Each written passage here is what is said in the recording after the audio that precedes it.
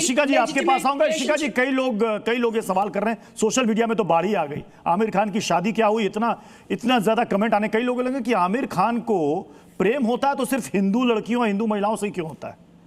अब इसको लेकर क्या थ्योरी हो सकती है? किसी को कहीं से कहीं भी प्रेम हो सकता है।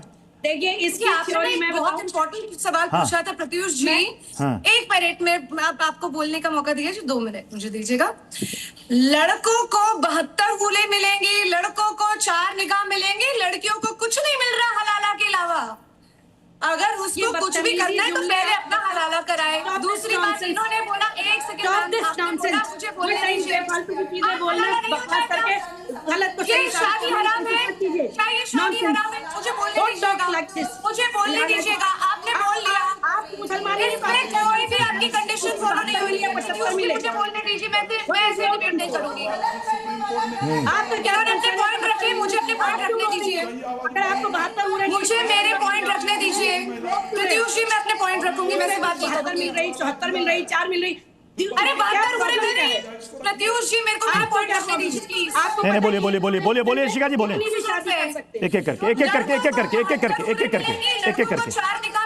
जाकिया जी, इसके बाद आपको वक्त मिलेगा। आप लोग सब एक साथ बोलेंगे ना तो सिवाय चीखम चिल्ली के कुछ नहीं होगा। इशिका जी, जल्दी से अपना पॉइंट खत्म कीजिए जी। लड़कों को 72 हूरें मिलेंगी, उनको 4 निकाह मिलेगा, लड़कियों को मिलेगा सिर्फ हलाला। और उसके बाद यहाँ पे उनको माना जाएगा हराम अगर वो कबूल नहीं करती है। और क्यों नहीं है वो ईमान वाली? क्योंकि वो अल्लाह को नहीं मान रही है। अगर वो मूर्ति पूजा करेगी तो वो हुई काफिर। और काफिर के लिए क्या लिखा है? काफिर के लिए लिखा है साफ साफ कि भाई हमें लौंडिया बाजार में बेचा जाएगा। यही है, पूछ लीजिए। अगर मैं अल्लाह में नहीं मानती तो, अगर मैं मूर्ति पूजा आप जितना कुछ बता रही हैं, कह रहे हैं कि आपको इस्लाम के बारे में कोई इल्म नहीं है, आपको कोई जानकारी नहीं है। जाकिया अरे बिल्कुल भी नहीं है, ऐसा है नहीं। अगर मैं मूर्ति पूजा करती हूँ, मैं इनसे पूछती हूँ क्या मैं काफिर मानी जाऊंगी या नहीं मानी जाऊंगी? जाकिया जी, मैंने इनको बहुत बार डिबेट में समझाया है, लेकिन बार बार ये वही चीज पे अटक रही है। तो मुझे ये समझ में आ रहा है कि आप समझना नहीं चाहते या आपको ये प्रोपेगेंडा को आगे लेके चलना है। जिस चीज को मैं समझा चुकी हूँ वो आपने झूठ बोल रही है। तो जब आप पहले ही से डिसाइड कर रही है कि आपको मुझे झूठा साबित करना है तो आपको सुनना ही नहीं है, क्योंकि मैंने आपको बहुत अच्छी तरीके से इसको समझाया है। आपको भी और बहुत तरीके से मैं काफिर हूँ या नहीं हूँ? अरे आप एक इंडिविजुअल सवाल लेके बैठ जा रही हैं। आप सऊदी अरब में पैदा हुई थी क्या? सिंपल सवाल है। नहीं, आप सऊदी अरब के अंदर पैदा हुई थी, ये बताइए। आपने वहां पे बार-बार झुठलाया है। बताइए कि आप सऊदी अरब के अंदर पैदा हुई थी? अरे भाई, सऊदी अरब की बात है वहाँ, लेकिन आप लोग अपने आप को खुद कहते हैं। हम भारत का मुसलमान कभी आपको काफिर नहीं कहता।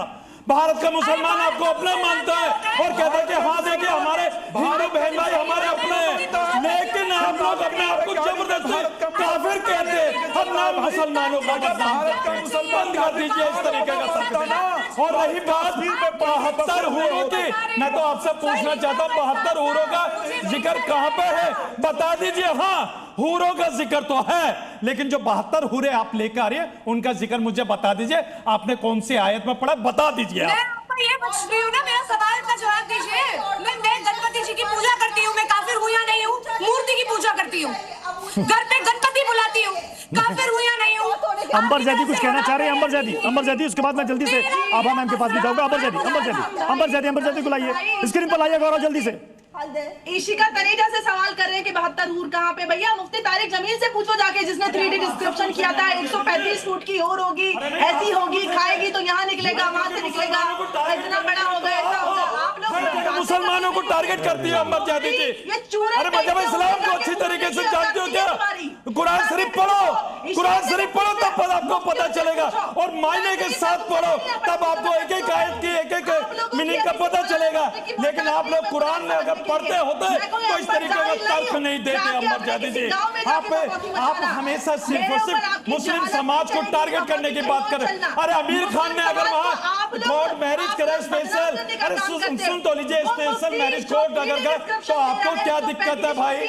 अरे क्या दिक्कत है आपको? उसने निकाह तो नहीं करा, उन्होंने भारत के संविधान का पालन करा है, और भारत के संविधान का पालन करने का हर किसी को हक है। हम क्योंकि भारत का संविधान